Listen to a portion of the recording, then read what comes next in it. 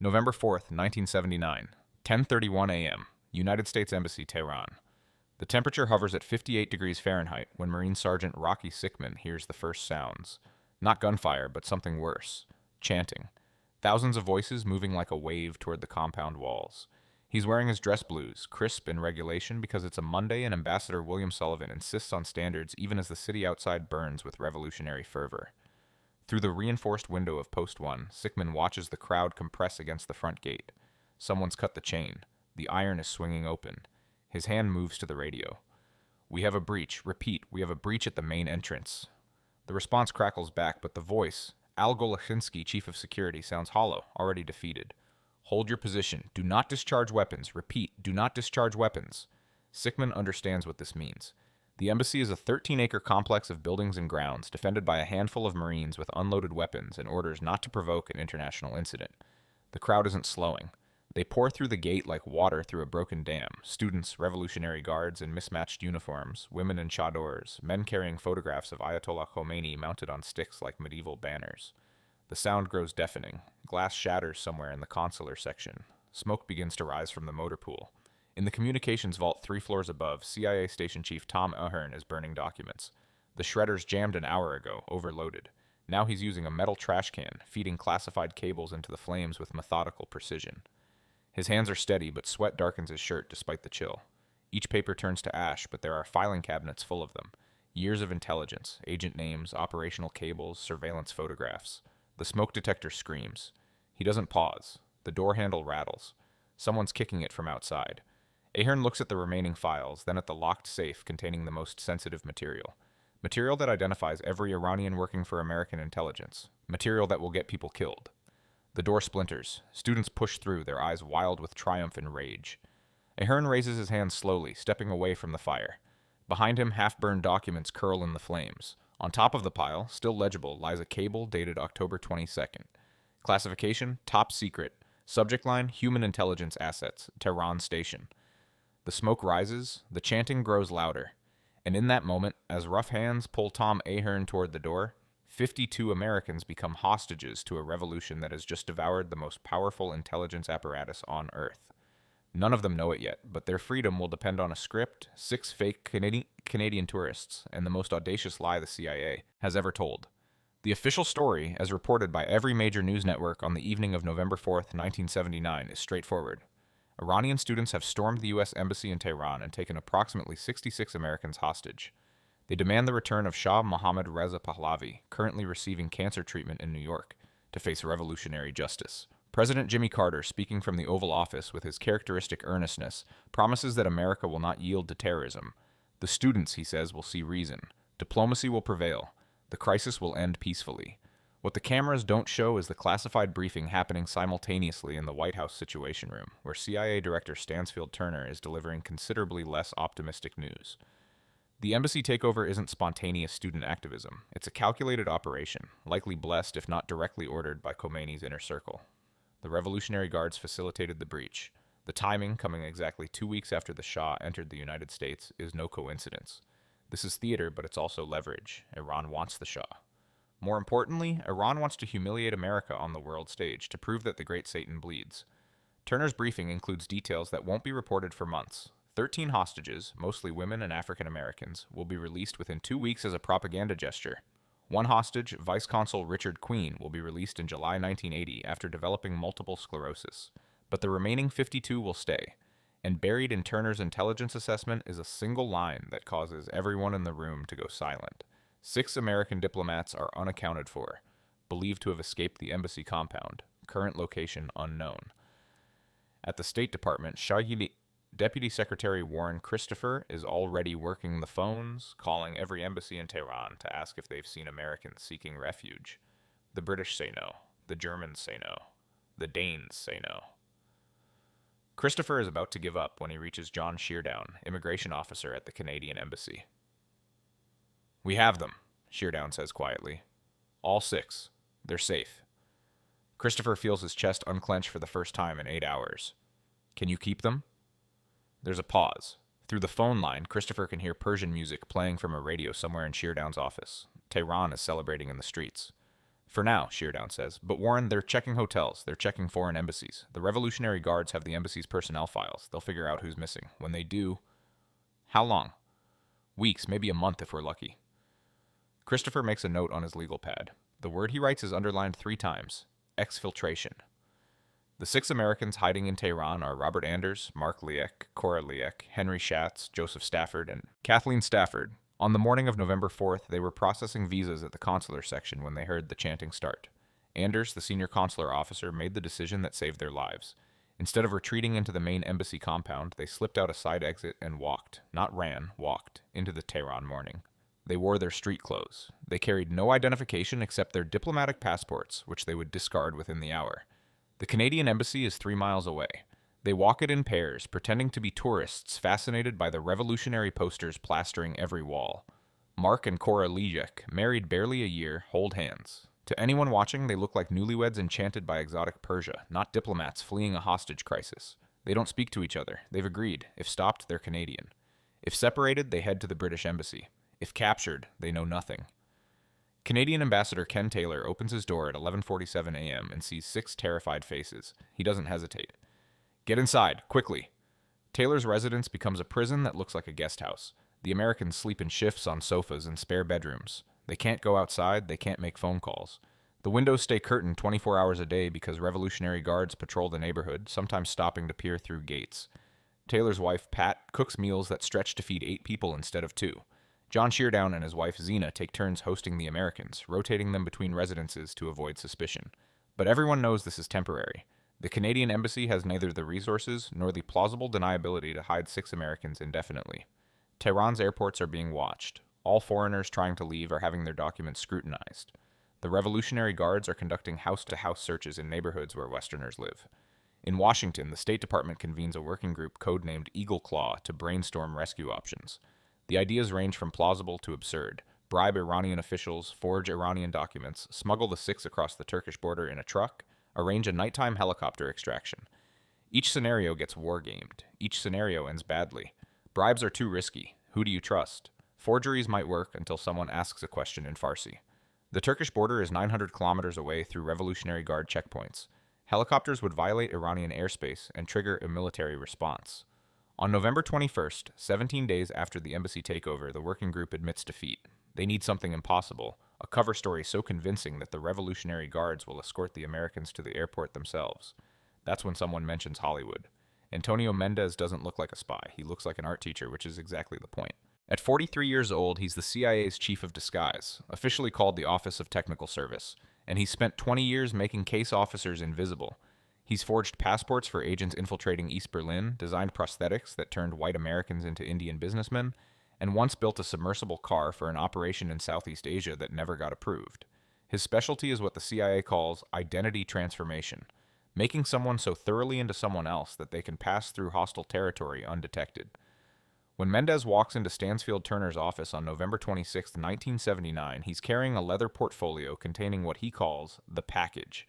Inside are 6 Canadian passports, forged with such precision that they include proper entry stamps from Mehrabad Airport dated weeks before the embassy takeover.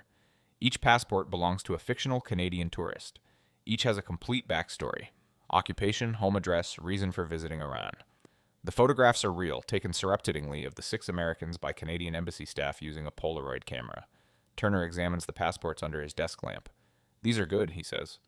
"But Tony, these people don't look like tourists. They look like diplomats trying to look like tourists. The second a Revolutionary Guard asks them why they're in Tehran, they'll freeze." Mendez has anticipated this. He opens the portfolio wider, revealing production sketches, location photographs, and a screenplay titled Argo. The title comes from Greek mythology, the ship Jason sailed while seeking the Golden Fleece. The script is science fiction, a Star Wars knockoff about a CIA agent rescuing scientists from a hostile planet. It's terrible, but that's not the point. "We're not sending tourists," Mendez says. "We're sending a film crew." He explains, Iran's revolutionary government is desperate for international legitimacy and hard currency. They've been courting foreign filmmakers to shoot in Iran, using the country's deserts and ancient ruins as exotic locations. Before the revolution, Iran was a popular filming destination. Anthony Quinn shot caravans there in 1978, using hundreds of Iranian extras and military equipment provided by the Shah's government. The new regime wants to prove Iran is open for business despite the hostage crisis. Mendez's plan is elegant in its audacity. The CIA will create a fake Hollywood production company, complete with a real office in Los Angeles, real letterhead, real business cards, and a real entry in Variety announcing pre-production on Argo. They'll establish the company's credibility through Hollywood contacts, agents, producers, industry insiders who'll vouch for the production if anyone calls to verify.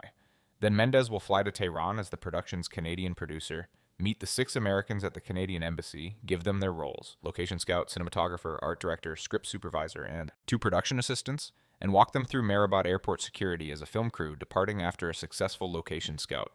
Turner listens to the whole pitch without interrupting. When Mendez finishes, the CIA director leans back in his chair and says, "You want to build a fake movie studio to rescue 6 diplomats from a revolutionary government that's holding 52 Americans hostage and will execute anyone they catch helping them?" "Yes, sir." "That's the most ridiculous thing I've ever heard." Turner pauses. "Do it." The operation gets a classified code name, Canadian Caper. Inside CIA headquarters at Langley, only 15 people know it exists. The plan violates so many operational protocols that if it fails, the CIA will have to disavow everything. The fake company, the fake film, and Tony Mendez himself. On December 3rd, 1979, Mendez boards a commercial flight to Los Angeles. He's carrying 2 things, $40,000 in CIA operational funds and the telephone number of John Chambers, Hollywood's greatest makeup artist. Chambers won an Academy Award for Planet of the Apes, transforming actors into primates so convincing that audiences forgot they were watching humans in prosthetics. More relevant to Mendez's purposes, Chambers has been doing quiet work for the CIA since 1965, designing disguises for operations the agency will never acknowledge. They meet at Chambers' workshop in Burbank, a warehouse filled with foam latex molds, airbrushing equipment, and prosthetic limbs hanging from ceiling hooks like a serial killer's trophy room. Mendez spreads the Argo screenplay across a workbench. "I need this to look real, not Hollywood real, actually real." Chambers reads 3 pages and starts laughing. "This is the worst science fiction script I've ever seen. The dialogue sounds like it was written by someone who learned English from bad television." "That's perfect," Mendez says. "If it was good, people might remember it." What Chambers understands, what makes him invaluable to this operation, is that Hollywood runs on illusion, but it's an illusion built on very real infrastructure. You can't just claim to be making a movie. You need proof, a registered production company, a bank account, insurance policies, union contracts, vendor relationships. You need people who will answer the phone when someone calls to verify you're legitimate. You need your name in the trade papers. Chambers makes a call to his friend Bob Siddell, a producer who owns a small production company called Far West Productions.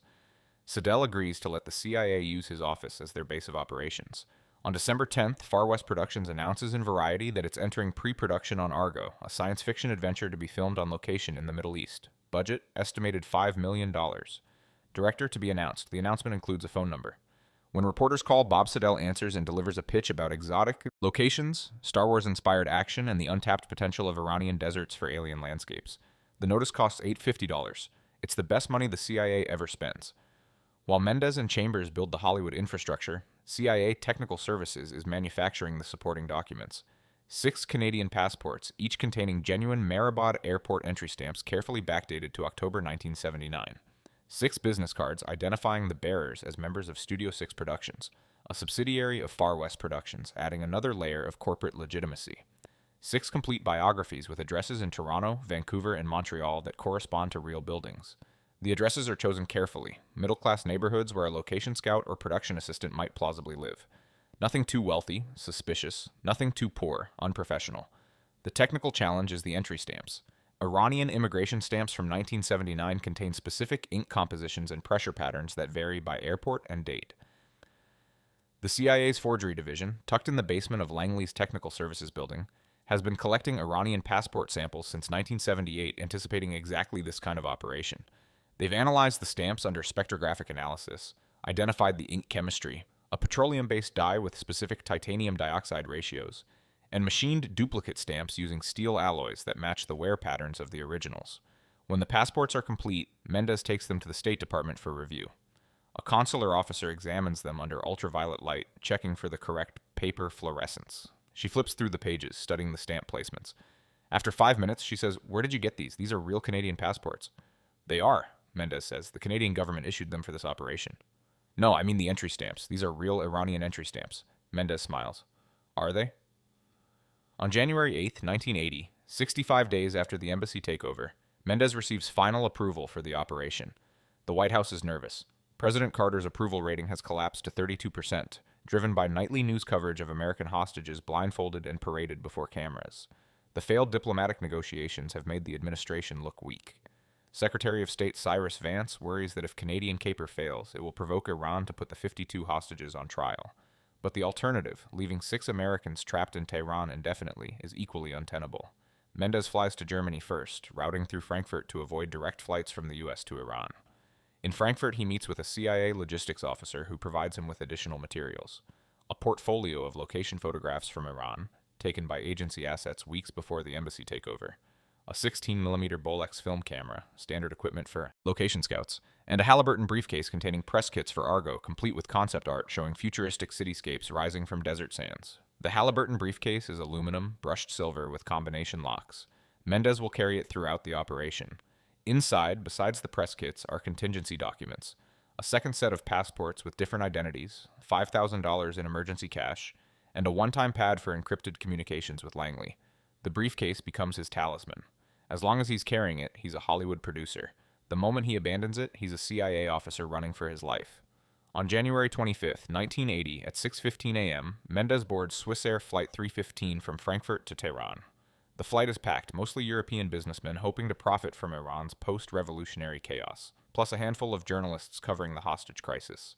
Mendez sits in business class, reading the Argo screenplay and making notes in the margins as if refining location requirements.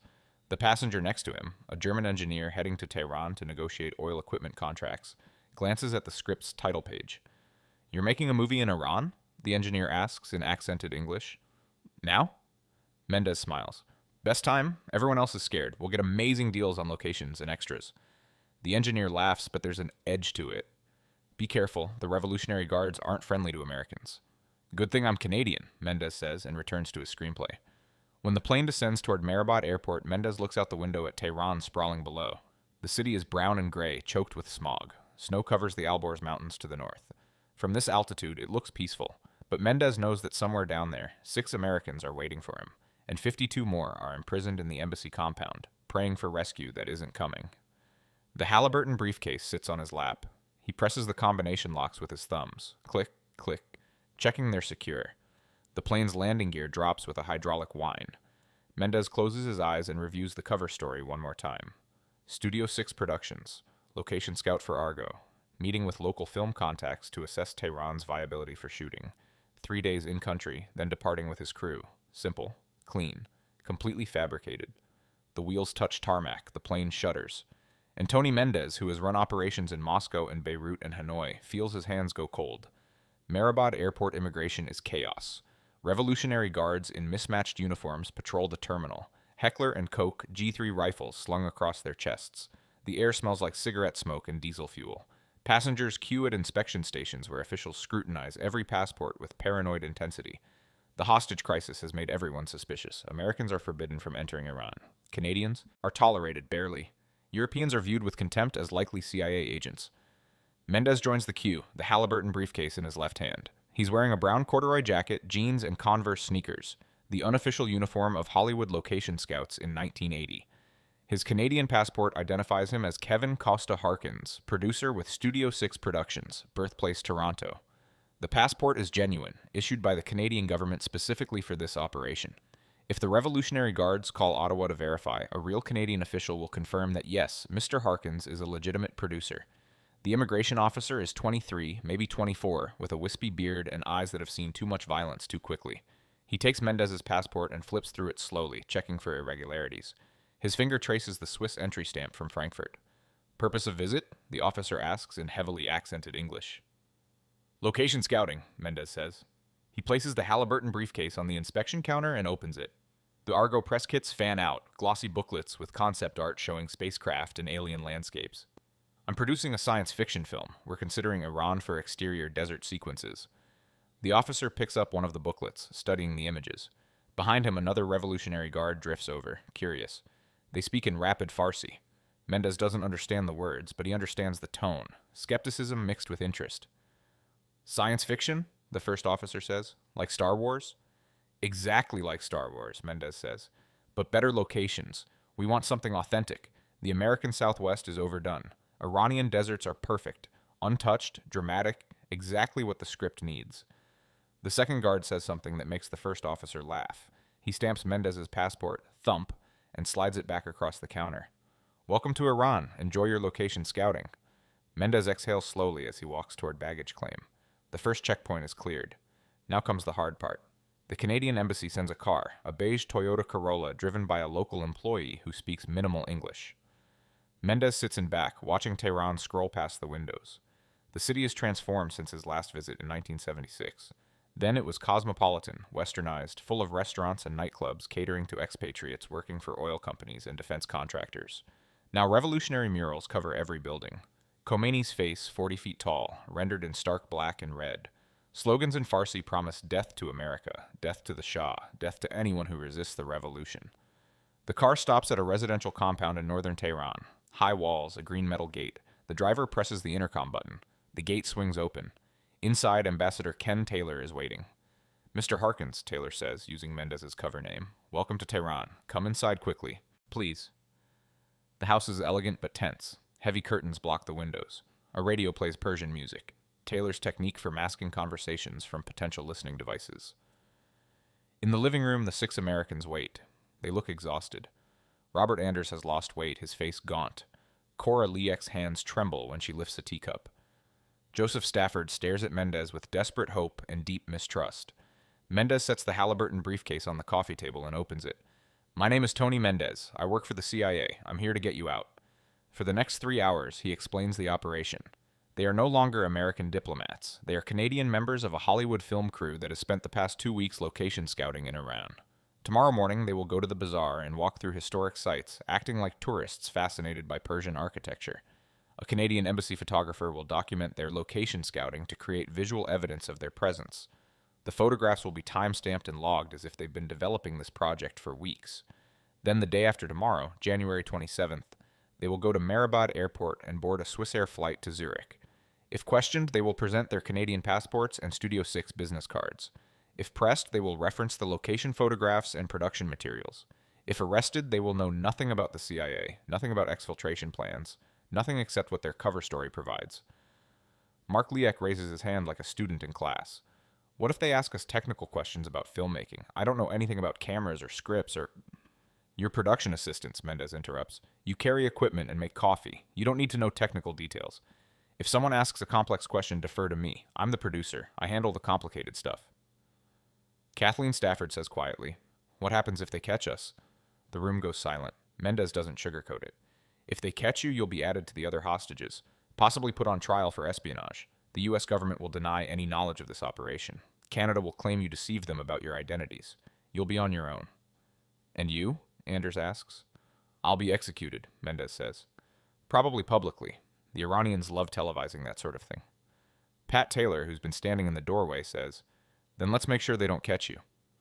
The next day, January 26, 1980, the operation moves to its most vulnerable phase, establishing the cover story in public.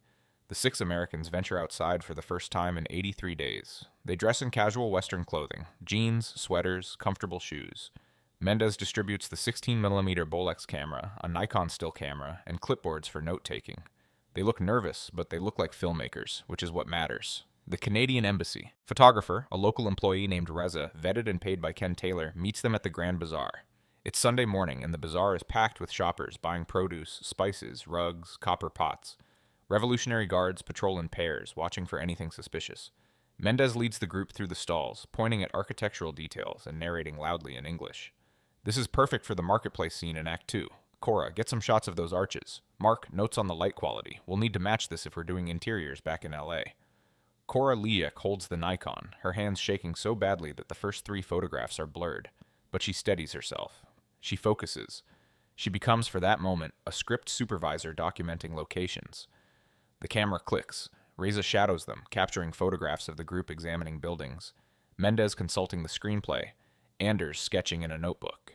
They spend 4 hours creating evidence of their cover story. By the time they return to the Canadian Embassy, they have 63 photographs and 8 pages of handwritten notes about lighting, crowd management, and historical accuracy. That evening, Mendez reviews the photographs with Ambassador Taylor. Most are unusable, too blurry, poorly framed, obviously staged, but 14 are good. They show a film crew working naturally, engaged in location scouting. Mendez selects 6 photographs and asks Taylor to have them developed immediately at a commercial photo lab, not at the embassy.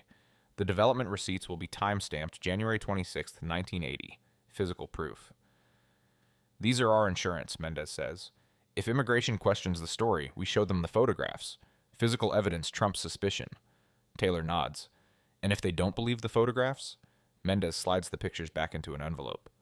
Then we run. The night before exfiltration, Mendez doesn't sleep. He sits in the Canadian Embassy guest room reviewing the plan for flaws. The passports are perfect, the cover story is solid, the photographs provide corroboration, but there are too many variables. The Revolutionary Guards might be having a bad day and decide to interrogate everyone thoroughly. Iranian intelligence might have discovered the 6 missing Americans and distributed their photographs to airport security.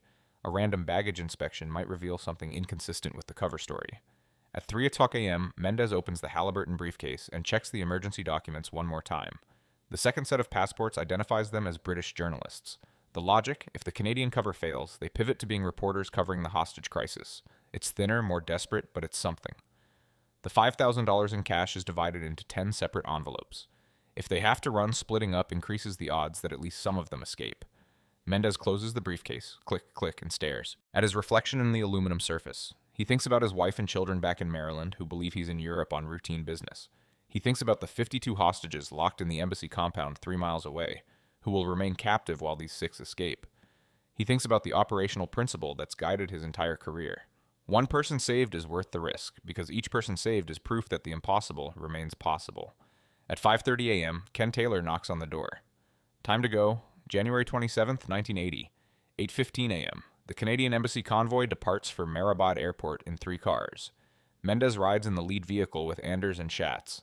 The Lejecks and Staffords follow in the second car with John Sheardown. Ken Taylor brings up the rear in his diplomatic vehicle, a calculated risk. If stopped at a checkpoint, Taylor's diplomatic plates might provide cover, or they might draw extra scrutiny. The drive takes 35 minutes through morning traffic. Tehran is waking up, merchants opening shops, school children walking in clusters, Revolutionary Guards stationed at major intersections. The convoy doesn't speed, doesn't deviate, doesn't do anything that might attract attention. Just 3 cars heading to the airport on a Sunday morning. At the airport, Taylor remains in the parking lot while the others proceed to the terminal. The group stays together, walking at a measured pace. Mendez carries the Halliburton briefcase. Anders carries the Bolex camera. They look tired, which is authentic. Film crews always look tired at the end of location scouts. The departure terminal is less crowded than arrival, but Revolutionary Guards are everywhere. Passengers queue at check-in counters, then proceed to immigration inspection. The Swissair counter is near the back. Mendez presents 7 tickets to Zurich, 1 business class, himself the producer, and 6 economy, his crew. The Swissair agent processes the tickets without questions. Boarding passes are issued. Bags are tagged. The first real test comes at immigration inspection. 7 booths, each staffed by a Revolutionary Guard officer. The Americans filter into separate lines, following Mendez's instructions. Stay calm, answer questions directly, defer to Mendez if anything gets complicated. Don't volunteer information, don't act nervous. Remember you're exhausted filmmakers heading home after 2 weeks of work. Mendez reaches his booth first. A different officer from arrival, older, harder eyes. He examines Mendez's passport, then looks up at him. You were location scouting? Yes, for a film production, science fiction. We found excellent locations in the desert regions south of Tehran. Show me. Mendez opens the Halliburton briefcase and removes the envelope of photographs. The officer spreads them on the counter. Images of the bazaar, of ancient ruins, of the 6 Americans examining architecture. The officer picks up 1 photograph showing Cora Lejek taking notes in front of a mosque. These are your crew, he asks. Yes. Script supervisor, cinematographer, production assistants. Small team for initial scouting. The officer studies the photograph, then looks past Mendez at the immigration queues where the 6 Americans wait. His gaze lingers on Cora Lejek, comparing her face to the photograph. Mendez's heart rate spikes, but he keeps his expression neutral. The officer sets the photograph down. Your visa is for 2 weeks. You stayed 13 days. We finished early, Mendez says. Got everything we needed. The officer stamps the exit in Mendez's passport, thump, and waves him through. Safe flight. 1 down, 6 to go. Mark Lejek is next. His hands shake slightly when he presents his passport, but the officer barely glances at him. Exit stamp, wave through. Cora follows. More scrutiny. The officer compares her face to the passport photograph for 30 seconds before stamping. Wave through. Henry Schatz, Joseph Stafford, Kathleen Stafford each receives the stamp without incident.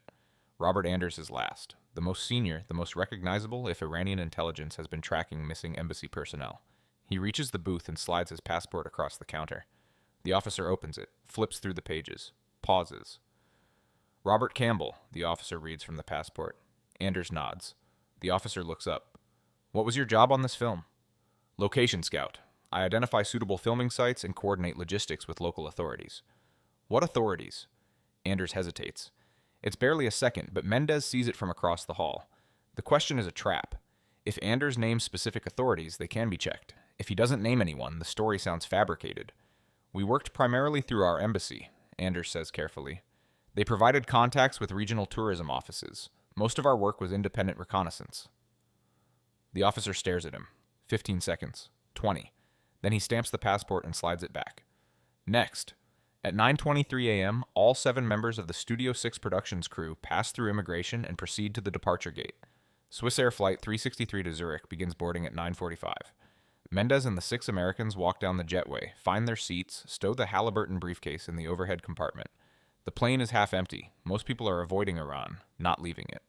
The cabin door closes. The engines spin up. The plane pushes back from the gate. And still, Mendez doesn't relax. The operation isn't complete until they're out of Iranian airspace. He's studied enough failed exfiltrations to know that arrests can happen on the tarmac, agents hauled off planes minutes before takeoff.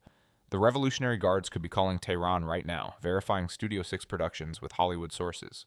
If those calls reveal inconsistencies, if someone questions why a Canadian production company is working from a Los Angeles office, the plane will stop, Revolutionary Guards will board, it will be over.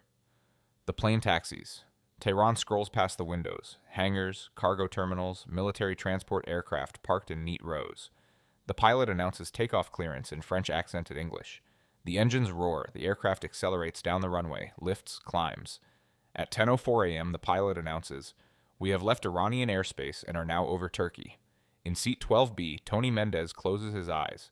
In seats 23C through 23F, 6 Americans start crying. The Halliburton briefcase remains in the overhead compartment, its combination locks sealed, its contents, fake press kits, forged documents, emergency cash, no longer needed. But Mendez doesn't retrieve it. Not yet. He keeps his eyes closed, breathing slowly, letting the adrenaline drain from his system. Across the aisle, Robert Anders is shaking. Not fear anymore, but relief so overwhelming it manifests as physical tremors. Cora Lujek has her face pressed against Mark's shoulder. Joseph Stafford stares out the window at Turkish mountains passing below, tears running down his face in silence. The flight attendant offers champagne. Mendez accepts. They all do. 7 glasses, a quiet toast to nothing in particular. You don't celebrate escapes loudly at 30,000 feet. You don't draw attention to yourself until you're absolutely certain you're safe. But Mendez knows something the 6 diplomats don't. The operation isn't finished. It's merely transitioned to its next phase. When they land in Zurich, CIA officers will be waiting to debrief them, to collect the forged documents, to begin the process of erasing Studio 6 Productions from existence. The Hollywood office will close. The phone number in Variety will disconnect. The Argo screenplay will disappear into classified archives. And most critically, the Canadian government, which has risked diplomatic relations with Iran to shelter 6 Americans, will face consequences when the truth emerges. Because the truth always emerges. The only question is when and how much damage it causes. The plane descends into Zurich at 2:17 p.m. local time. Swiss immigration waves them through without questions. Canadians don't require visas for Switzerland. In the arrival hall, a man in a gray suit holds a sign reading Harkin's Party. Mendez recognizes him. Dale, a CIA logistics officer based in Bern. No names, no acknowledgement. Dale simply collects the 7 travelers, guides them to a waiting van, and drives to a safe house in the city's industrial district. Inside the safe house, Mendez finally retrieves the Halliburton briefcase from the van and sets it on a conference table. Dale begins the debriefing with clinical precision. What questions did immigration ask? Which officers seemed suspicious? Were there any moments when the cover story felt compromised? The 6 diplomats answer in overlapping fragments, the stress of 84 days in hiding finally breaking, through their professional composure. Anders describes the smell of smoke from the burning documents. Cora Liek talks about listening to Iranian radio broadcasts announcing plans to put American hostages on trial. Schatz admits he'd written a suicide note, hidden in his shoe because he couldn't imagine surviving capture. Mendez listens without interrupting. These details will go into his operational report, classified top secret and buried so deeply that it won't be declassified for 24 years. But what strikes him, what he'll remember decades later, is how close they came to failure. If the immigration officer had called Tehran to verify Studio 6 Productions, if the Revolutionary Guards had compared the diplomats' faces to embassy personnel files, if someone had simply asked to see footage from the Bolex camera, which contained no film. The operation succeeded not because it was flawless, but because it was outrageous enough that no one considered it might be fake. At 11 p.m. Zurich time, Mendez places a secure call to Langley. The phone rings twice before Stansfield Turner answers personally. Package delivered, Mendez says. All 7 accounted for. There's a pause on the line. Then Turner says quietly, "Good work, Tony. Come home." But Mendez doesn't go home. Not immediately. He flies to Ottawa first, meeting with Canadian external affairs officials to coordinate the cover story for what happens next. Because within days, maybe hours, Iranian intelligence will realize 6 Americans have escaped. They'll review airport security footage, investigate how Canadian passports were issued to U.S. diplomats, and trace the operation back to Ken Taylor's embassy. The Canadian government needs plausible deniability, and they need it constructed before Tehran starts asking questions. The solution is elegant. Canada will claim ignorance. Ambassador Taylor will say the 6 Americans approached the embassy separately, presented convincing Canadian credentials, and requested assistance as Canadian citizens. The embassy, trusting the documents, provided routine consular support. When it was discovered the passports were forged, the Canadians cooperated fully with the travelers' departure to avoid an international incident. Taylor didn't know they were American diplomats. He certainly didn't know the CIA was involved. It's a lie, obviously, but it's a lie that protects Canada from direct retaliation while allowing Iran to save face. They weren't outwitted by a sophisticated intelligence operation, merely deceived by clever document forgery. On January 29, 1980, 2 days after the exfiltration, the CIA sends an encrypted cable to all stations worldwide. Subject: Canadian Caper, operational success. The cable contains 3 directives. First, all personnel involved will maintain absolute silence about the operation. Second, any inquiries from press or foreign intelligence services will be referred to the Office of Public Affairs, which will issue a standard no comment. Third, all documentation related to Studio 6 productions, including the Argo screenplay, location photographs, and press materials, will be destroyed. John Chambers, back in his Burbank workshop, receives a phone call from Tony Mendez. "Burn everything," Mendez says. "The scripts, the concept art, the business cards, everything connected to Argo needs to disappear."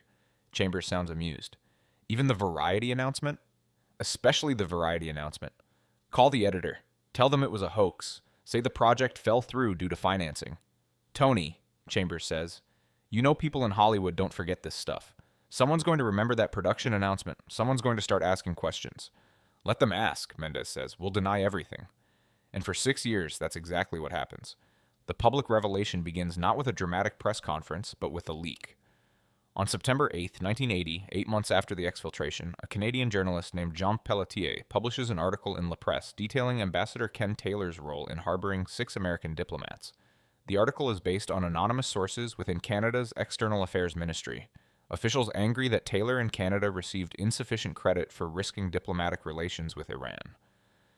Pelletier's article contains most of the operational details: the 6 Americans hiding in Taylor's residence, the forged Canadian passports, the airport departure. But it's missing the crucial element: the CIA's involvement, the fake Hollywood studio, Tony Mendez's role as producer.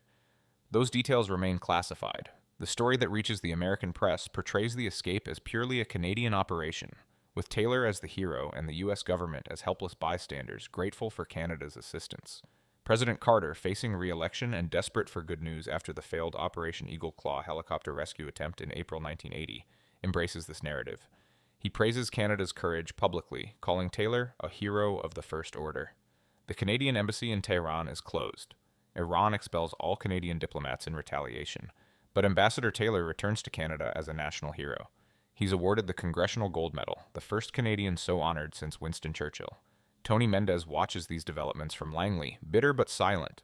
He's bound by operational security protocols. He can't reveal his role without compromising CIA methods and endangering future operations. So he says nothing while Ken Taylor receives medals and accolades for an operation Mendez designed and executed. But inside the CIA, Mendez's reputation is secured. On January 19, 1981, Ronald Reagan's inauguration day, and coincidentally the day Iran releases the remaining 52 hostages, Mendez receives the Intelligence Star, the CIA's second highest honor. The ceremony is classified, attended by fewer than 20 people. Director Turner reads the citation: "For extraordinary heroism in the exfiltration of 6 U.S. diplomats from Tehran, Iran, in January 1980, using innovative operational techniques that reflected the highest standards of the intelligence profession." The medal comes with no public recognition, no press release, no acknowledgement that the CIA was involved. Mendez places it in a desk drawer and returns to work.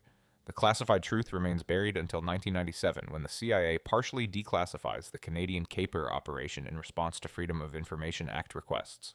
The declassified documents, heavily redacted with entire paragraphs blacked out, reveal Tony Mendez's role for the first time. They describe Studio 6 productions, the Argo screenplay, the fake Hollywood office, the location scouting at the Grand Bazaar. They include operational cables, expense reports showing the $850 variety advertisement, and $40,000 in operational funds, and Mendez's after-action report recommending improvements to document forgery techniques. What the documents don't include, what remains classified until 2004, are the contingency plans. If the airport exfiltration had failed, Mendez had authorization to activate a backup plan, overland escape through the Turkish border using a network of CIA assets inside Iran. The plan involved safe houses in Tabriz, forged Turkish transit papers, and bribes totaling $200,000 to Revolutionary Guard officers willing to look the other way. Mendez never activated this plan because it had a 15% success probability. He would have used it only if capture was imminent. The full declassification in 2004 includes one document that captures the operation's essential insanity, a June 1980 internal CIA review questioning whether Canadian Caper should have been attempted at all. The review argues that the risk of failure, which would have resulted in 7 more hostages and a diplomatic catastrophe, was disproportionate to the potential gain of rescuing 6 people. The review concludes, the operation succeeded despite flawed planning and excessive risk tolerance. Its success should not encourage similar operations in the future. Mendez, by then retired, reads the review and writes a rebuttal that's declassified along with it. The review misunderstands the operation's purpose. We didn't rescue 6 diplomats to prove we could rescue 6 diplomats. We rescued them to prove to every CIA officer, every embassy employee, every American serving abroad that we don't leave people behind. That message, that the U.S. government will attempt impossible rescues, is worth any risk. The debate continues inside Langley for years. Was Canadian Caper a triumph of innovation or a dangerous precedent? Should intelligence operations prioritize success probability or symbolic value? The questions remain unresolved. But outside Langley, in the public imagination, the operation achieves something unexpected. It becomes Hollywood legend. In 2012, director Ben Affleck releases Argo, a dramatized adaptation of The Escape. The film wins Best Picture at the Academy Awards, bringing the operation full circle. A fake Hollywood movie inspires a real rescue, which inspires a real Hollywood movie. The symmetry is almost too perfect. Mendez serves as a consultant on the film. At 72 years old, he visits the set and watches actors reenact scenes he lived 32 years earlier. Ben Affleck, playing Mendez, carries a replica Halliburton briefcase. The detail is accurate. Mendez provided photographs showing the briefcase's exact model and condition. But other details are Hollywood invention. Chase scenes at the airport that never happened. Revolutionary Guards discovering the Americans' identities at the last moment. Dramatic tension manufactured for audience engagement. After one particularly fictionalized scene, Affleck asks Mendez if the changes bother him. The real operation was more boring and more terrifying, Mendez says. You can't film terror. You can only film the things that cause it, so you're doing the best you can. When Argo wins Best Picture in February 2013, Mendez is in the audience at the Dolby Theater.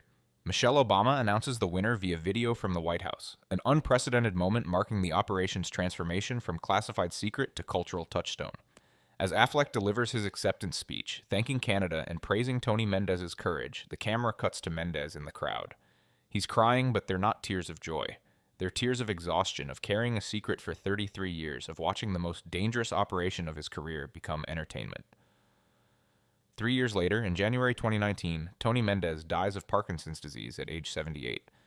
His obituary in the New York Times is headlined, Tony Mendez, CIA officer behind Argo rescue, dies at 78.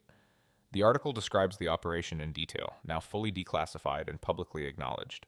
It quotes Mendez's own memoir, published in 1999. The Halliburton briefcase was my link to reality. As long as I carried it, I was Kevin Harkins, Hollywood producer. The moment I set it down, I was Tony Mendez, CIA officer. I carried it through Tehran, through the airport, onto the plane. I didn't set it down until we landed in Zurich. The briefcase itself is now in the CIA Museum at Langley, displayed in a locked case with a placard explaining its role in the operation. Visitors can't touch it, can't open the combination locks, can't examine the interior. They can only look at the brushed aluminum surface and imagine the terror of carrying fake movie documents through Revolutionary Guard checkpoints. But what the museum doesn't display, what remains in classified storage, are the backup documents Mendez never used. The second set of passports identifying them as British journalists, the $5,000 in emergency cash, the one-time pad for encrypted communications. These items represent the operation's darkest possibility, the moment when the cover story fails and survival becomes improvisation. In 2020, a CIA historian reviewing the Canadian Caper files makes a discovery that doesn't receive much attention, but fundamentally alters understanding of the operation. Buried in financial records is evidence that Studio 6 Productions continued operating for 3 months after the rescue. Someone maintained the Hollywood office, answered the phone, and engaged in preliminary discussions with Iranian officials about filming locations.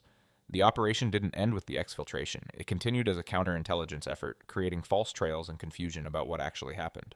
The historian traces the operation to John Chambers, who kept the studio alive as a favor to Mendez. During March, April, and May 1980, Chambers fielded calls from Iranian cultural officials asking about Argo's production schedule. He told them the financing fell through, the director dropped out, the project was in development hell.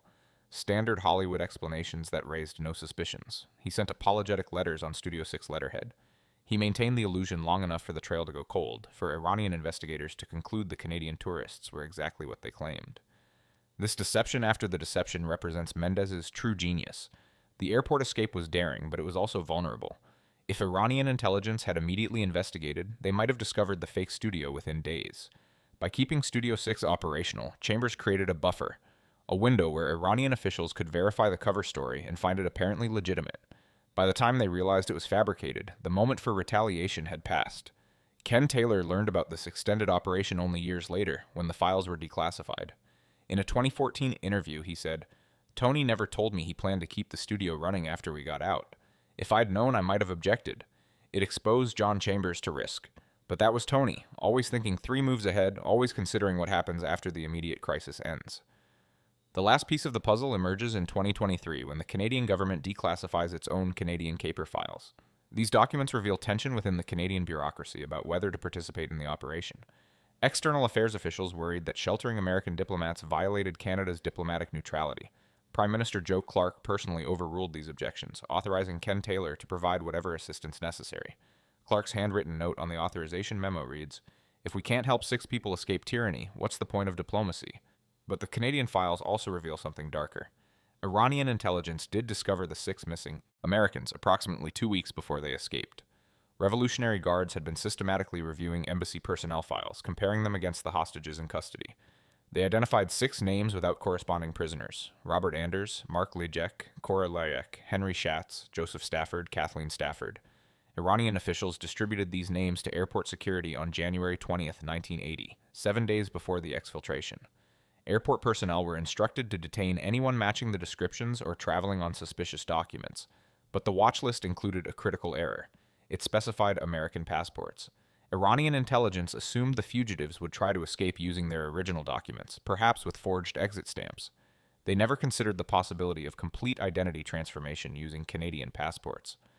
When the Studio 6 film crew passed through immigration on January 27th, the officers checking their Canadian passports never cross-referenced them against the American watch list.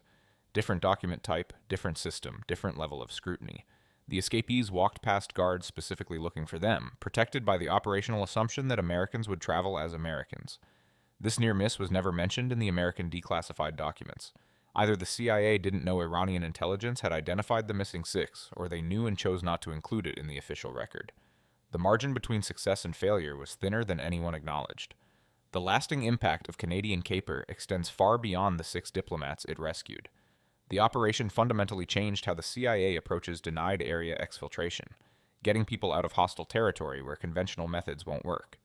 Before Tehran, exfiltration relied primarily on covert border crossings, submarine extractions, or military operations disguised as accidents. After Tehran, the agency embraced what Mendez called strategic deception, creating such elaborate cover stories that hostile governments questioned their own suspicions. The techniques developed for Canadian Caper became standard CIA tradecraft. Establishing front companies with genuine commercial presence, using cultural products, films, books, art exhibitions, as operational cover, forging identity transformation beyond simple document falsification to include behavioral training and verifiable backstories. By 1985, the CIA was running 17 front companies worldwide, each with real offices, real employees, mostly witting agency personnel, and real business operations that generated modest profits while providing cover for intelligence activities. The Hollywood connection proved particularly valuable.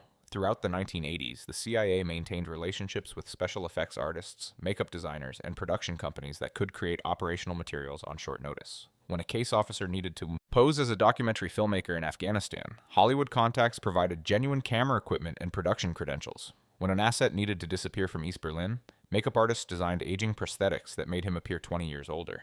The line between entertainment and espionage blurred productively. But Canadian caper also exposed the limits of Allied cooperation. Canada paid a heavy price for sheltering the 6 Americans. Iran severed diplomatic relations with Canada in 1980 and didn't restore them until 2013, 33 years of diplomatic isolation. Canadian companies lost business opportunities in Iran worth billions of dollars. Canadian diplomats serving in other Middle Eastern countries faced harassment and threats. When Ken Taylor visited Washington to receive the Congressional Gold Medal, Iranian media published his photograph with the caption, "Enemy of the Revolution," effectively marking him for assassination if he ever returned to Iran. The Canadian government never expressed public regret about the operation, but internal documents show ongoing frustration with how the CIA handled the aftermath.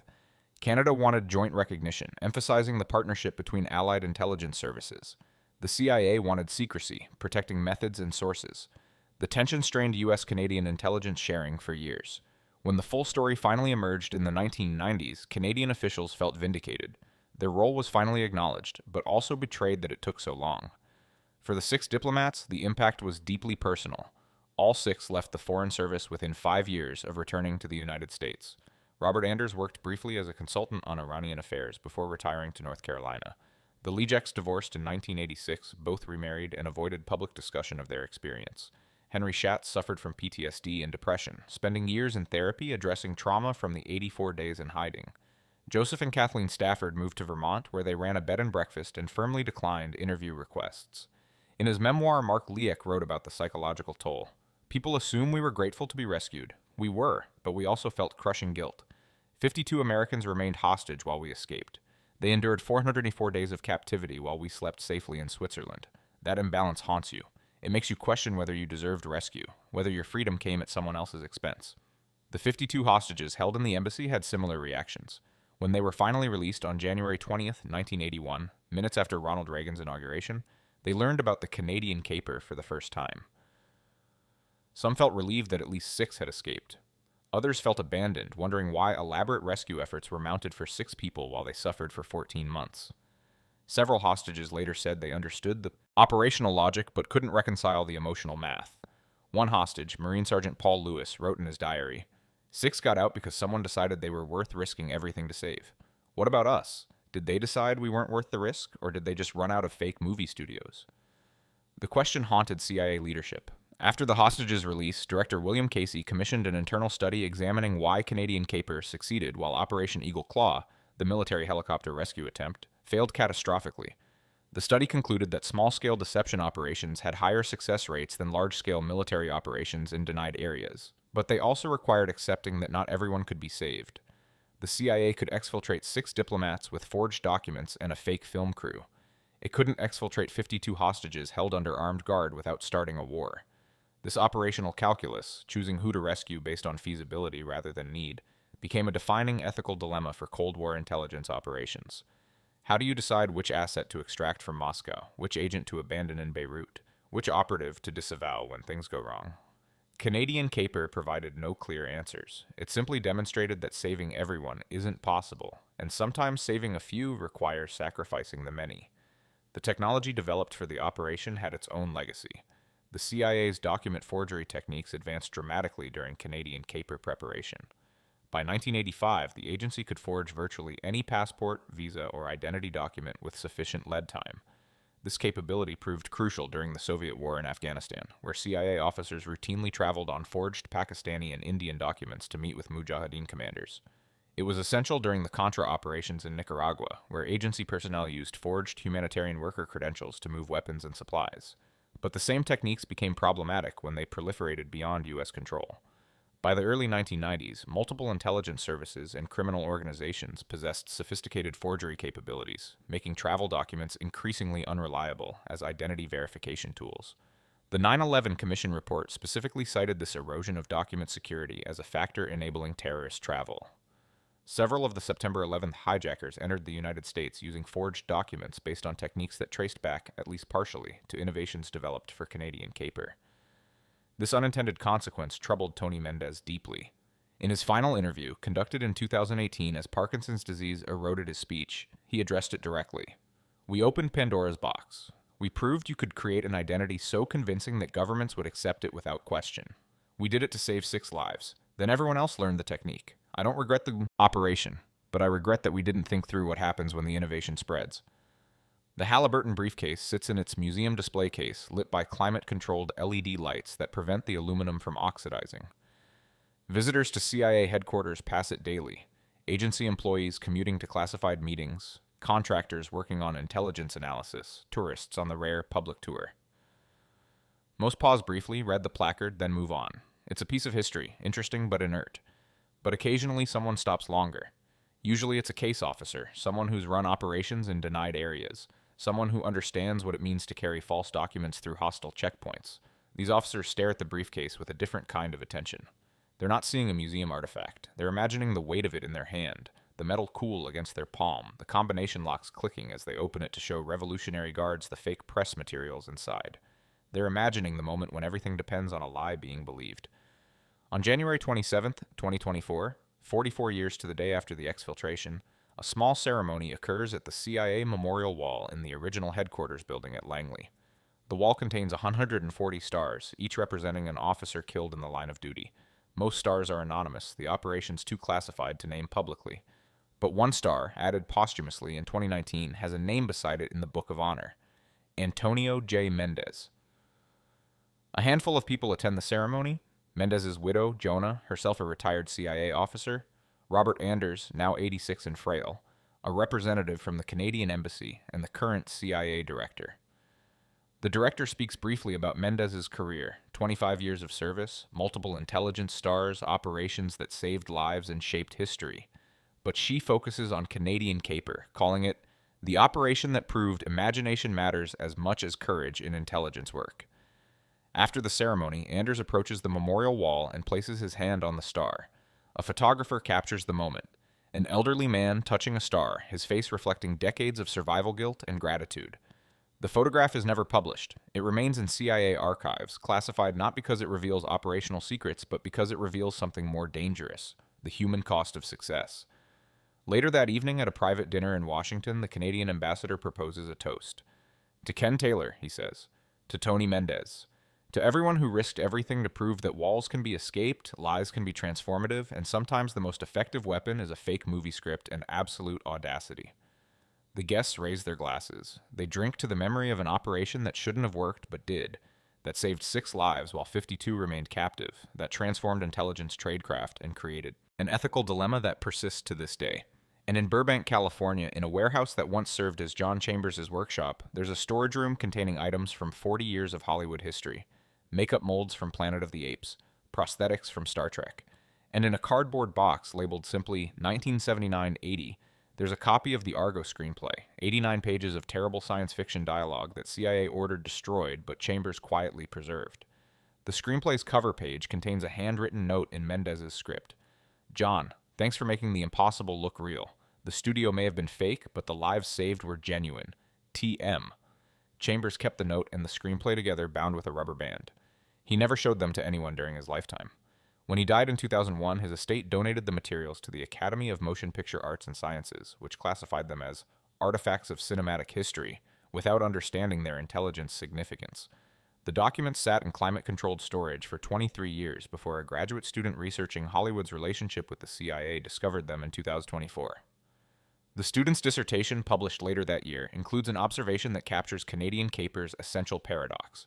The operation succeeded because it understood that in moments of extreme scrutiny, people believe what they expect to see rather than what they're actually seeing. Revolutionary Guards expected Americans to look like frightened fugitives. Studio 6 Productions gave them bored film workers annoyed about delayed flights. The Guards saw what they expected, and 6 diplomats walked past them to freedom. This insight, that expectation shapes perception more powerfully than evidence, became foundational to modern intelligence work.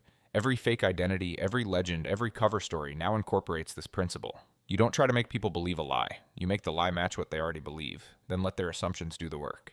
It's elegant, it's effective. And it started with a Halliburton briefcase full of press kits for a fake science fiction movie that would never be made. The briefcase remains in its museum display, the combination locks frozen at settings only Tony Mendez knew. The locks were designed to reset if tampered with, destroying the mechanism to prevent forced access. Mendez never revealed the combination, even to CIA curators. When asked why, he said, "Some secrets should stay sealed, not because they're dangerous, but because they're sacred. That briefcase carried hope through Tehran. It should keep its mysteries." So the briefcase sits, permanently locked, a monument to the operation that proved Hollywood and espionage speak the same language. Both traffic in believable lies, both depend on suspension of disbelief, both understand that the best stories are the ones people want to be true. And sometimes, just sometimes, a story so outrageous that no one could invent it turns out to be exactly what happened. 6 Americans walked out of revolutionary Iran carrying fake Canadian passports and real fear, escorted by a CIA officer pretending to be a Hollywood producer carrying a briefcase full of lies. The Revolutionary Guards waved them through. The plane lifted into Turkish airspace, and for one perfect moment in intelligence history, the impossible became routine. Not because anyone was particularly clever, but because sometimes courage and creativity and a fake movie studio are enough. The truth doesn't always come out. Sometimes it stays locked in an aluminum briefcase, combination unknown, contents mysterious. But the lives saved, those are real. Those endure, and that ultimately is the only thing that matters.